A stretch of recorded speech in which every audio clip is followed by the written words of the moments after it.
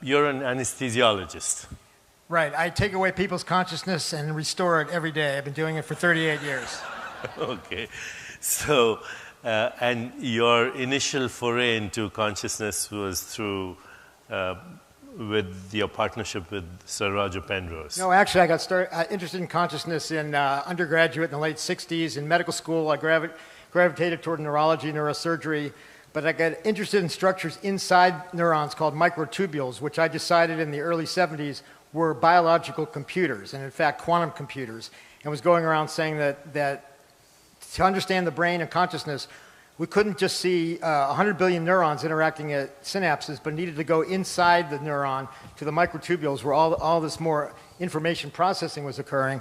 But that didn't solve the hard problem, and somebody suggested I read Roger Penrose's book. He had a mechanism for consciousness based on a type of quantum collapse of the wave function connected to the finest scale structure of the universe, space-time geometry, the Planck scale that Nick mentioned, for example. He had a mechanism but not a structure. I had a structure, not a mechanism. We teamed up in the early 90s, developed a theory of consciousness based on quantum computations in brain microtubules connected to the fine scale structure of the universe, Planck scale geometry. And by the way, I think that gets around a lot of the problems that Don Hoffman said. It was a great talk, but I disagreed with most of what he said. So we can talk about that later. I think what people... I don't see a contradiction, by the way, because... he gives up on reality, and I think there is a reality out there. Oh, but there's a reality. It's not perceptual. But let's... He and I have been arguing about this for years, so let's Okay. Let's talk about what we originally intended to talk about in the time that we have. And that is very fascinating to all of us, that's the anthropic principle. So the anthropic principle describes the fact that the universe is perfectly tuned to support consciousness and life. There are about 20 or 22 constants, dimensionless numbers, that define the mass of the electron, the charge of the proton, the ratio of the proton to the neutron, et cetera, et cetera, et cetera.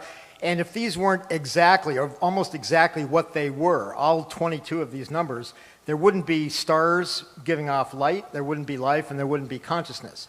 The question is, how did the universe get so perfectly tuned? The odds against this are gazillions of gazillions of gazillions to one.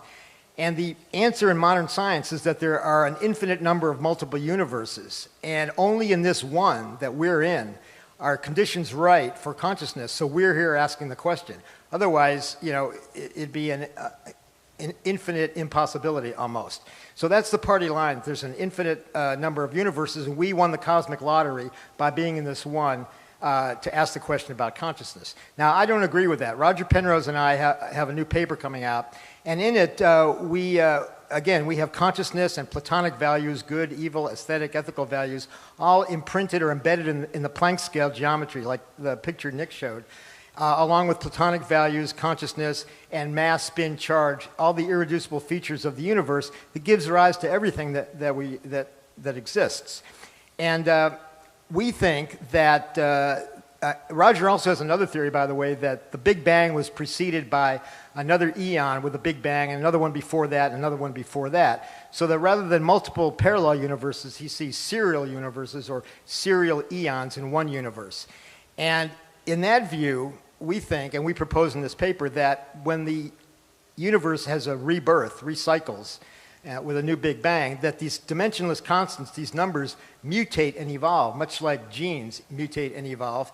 And the next universe is an evolved version. So then the question is, what is it evolving towards? What is the fitness function for the universe? And we think it's consciousness, that the universe is evolving either through eons or even in this eon. These fine numbers, these dimensionless constant numbers are evolving and mutating slightly to optimize conditions for consciousness in this universe. So in a sense, consciousness is driving the universe. The universe is evolving to optimize consciousness. The universe is evolving to optimize consciousness. Yes. And it recycles, it reincarnates, it goes through birth and death just like every other thing that exists. Yes, if you believe that, which you do, and actually I do too.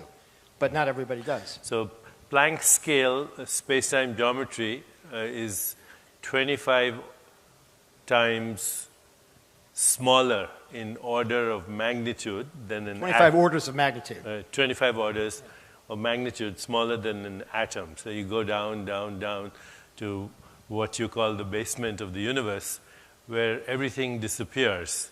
And this is... Well, I wouldn't say everything disappears. I would say that at that level, there's information. If you imagine yourself shrinking below the level of atoms, everything might seem smooth and featureless until you got to the Planck scale, and then you see information.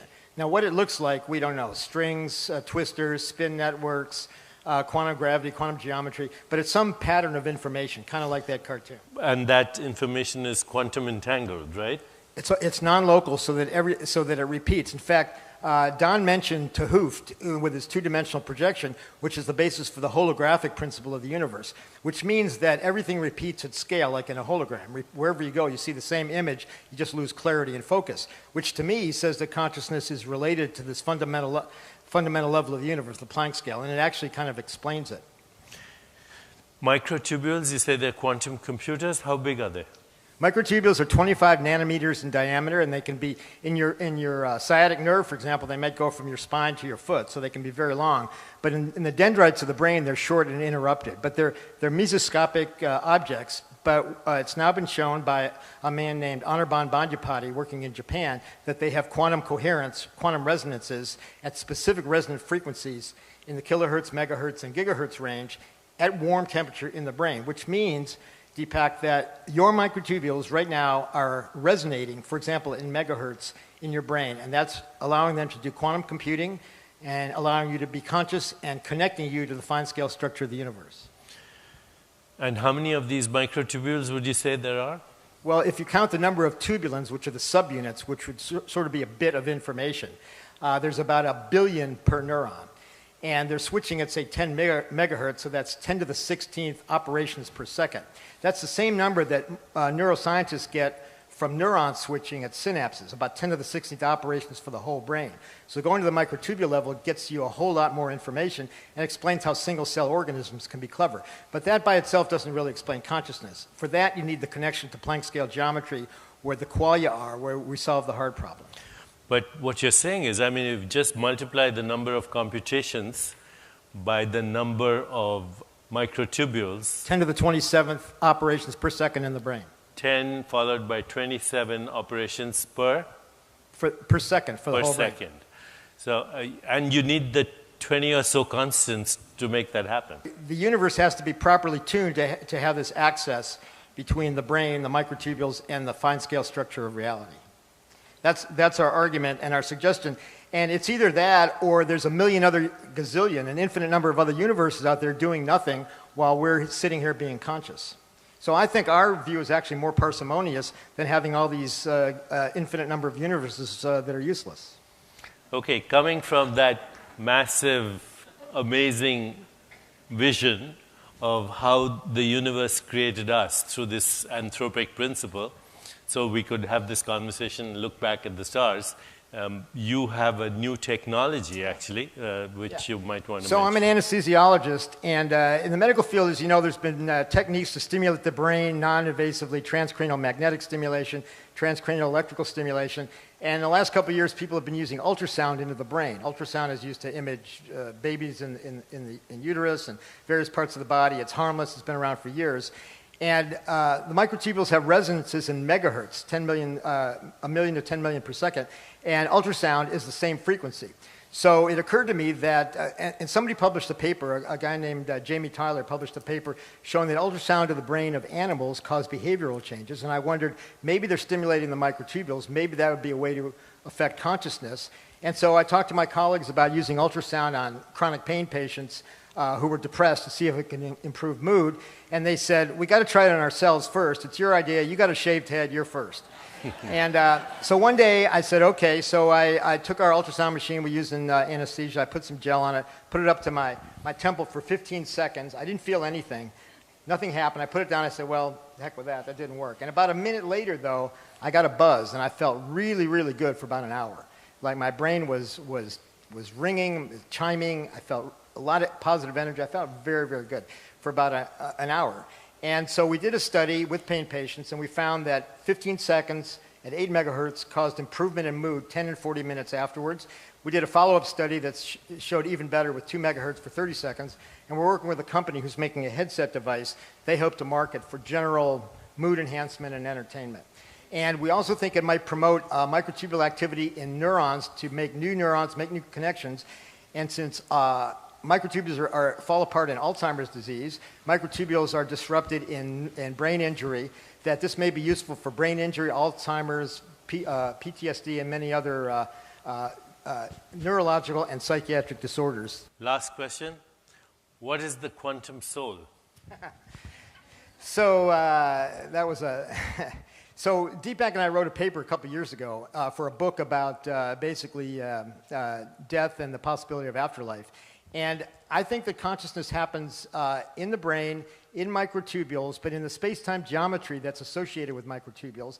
And it's actually a process in fundamental space-time geometry. And we know about near-death experiences and out-of-body experiences. And I was asked about this, and I said, according to our theory, it's possible that when the blood stops flowing, the oxygen stops being delivered, that the quantum coherence can persist in the microtubules, and then when the microtubules fall apart, can dissipate to the universe at large non-locally, but remain entangled as one entity by entanglement, so as sort of a quantum soul. So this was a plausibility argument for the possibility of an afterlife. If the patient's revived, the quantum soul, if you will, goes back inside the brain, and the patient had an out-of-body near-death experience. If not, there could be reincarnation or indefinite existence in space-time geometry, which is non-local. So I'm not arguing that this exists. I don't have the proof or evidence for afterlife or any of this, but I think it's plausible. I think this is a plausibility argument, and he and I wrote this paper, a chapter, arguing that this is plausible and could happen, and until science in general can explain consciousness in the brain, we can't rule out consciousness out of the brain. Really final question. End-of-life gamma synchrony. So it was noticed about 10 years ago that if you put brain monitors like EEG on patients as they die, on subjects as they die, people who have terminal illness, that they pull the plug, they know they're going to die, and so they put brain monitors on, and these machines give a number from 0 to 100, where 80 to 100 is conscious, 40 to 60 is where it's recommended we keep our patients under anesthesia to avoid awareness, and below 40 there's something wrong with the brain. So these people have something wrong with the brain, but it wasn't 0. And so as the heart stopped and the blood pressure dropped, the number dwindled down towards 0, and then as the heart stopped, there was a burst of activity that turned out to be gamma synchrony. That's EEG from 30 to 90 hertz, actually up to 130 or 170 hertz, which is the best marker of consciousness known. And this occurred for 90 seconds to 20 minutes in some cases in patients. Now, I do anesthesia, and occasionally we do organ procurement for patients who are brain dead, and I put these on, and I saw the same thing, and it was absolutely stunning. We literally jumped. It was so strange, but it's a real effect. So recently, George Mashour from University of Michigan published a paper in rats where he caused cardiac arrest and did very sophisticated EEG and saw this same very high-frequency coherence in the gamma synchrony, including front-to-back connectivity and all the things that tell you that are markers of consciousness. The best correlate of consciousness ever seen happened right after the heart stopped. And it could be, we don't know what it is, it could be an artifact. It's not an artifact because it's coherent across the whole brain. It could be that it's, one interpretation would be that it's the soul leaving the body, which implies that rats would have souls, if you believe that, but all God's creatures got microtubules, so why not? And so we don't know what this is, but it's something that's going to be studied more, and we're going to hear more about it. But we can say that death may be the most awake moment. At the time, we could say that. Thank you.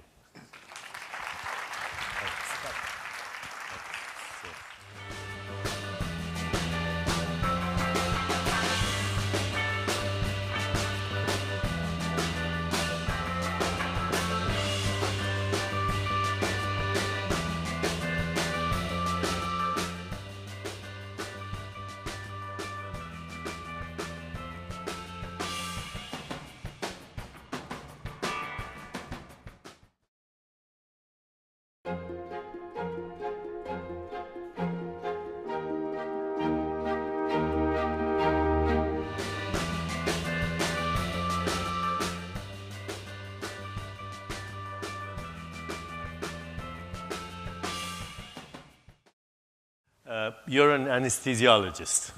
Right. I take away people's consciousness and restore it every day. I've been doing it for 38 years. Okay. So, and your initial foray into consciousness was through with your... And somebody suggested I read Roger Penrose's book. He had a mechanism for consciousness based on a type of quantum collapse of the wave function connected to the finest scale structure of the universe, space-time geometry, the Planck scale that Nick mentioned, for example. He had a mechanism, but not a structure. I had a structure, not a mechanism. We teamed up in the early 90s, developed a theory of consciousness based on quantum computations in brain microtubules connected to the fine-scale structure of the universe, Planck scale geometry. And by the way, I think that gets around a lot of the problems that Don Hoffman said. It was a great talk, but I disagreed with most of what he said. A partnership with Sir Roger Penrose. No, actually, I got interested in consciousness in undergraduate in the late 60s. In medical school, I gravitated toward neurology, neurosurgery, but I got interested in structures inside neurons called microtubules, which I decided in the early 70s were biological computers, and in fact, quantum computers, and was going around saying that to understand the brain and consciousness, we couldn't just see 100 billion neurons interacting at synapses, but needed to go inside the neuron to the microtubules where all this more information processing was occurring. But that didn't solve the hard problem. So we can talk about that later.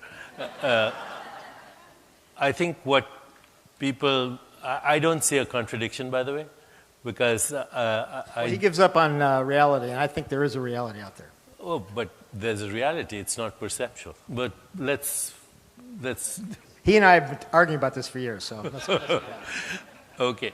Let's talk about what we originally intended to talk about in the time that we have. And that is very fascinating to all of us, that's the anthropic principle. So the anthropic principle describes the fact that the universe is perfectly tuned to support consciousness and life. There are about 20 or 22 constants, dimensionless numbers, that define the mass of the electron, the charge of the proton, the ratio of the proton to the neutron, et cetera, et cetera, et cetera. And if these weren't exactly, or almost exactly what they were, all 22 of these numbers, there wouldn't be stars giving off light, there wouldn't be life, and there wouldn't be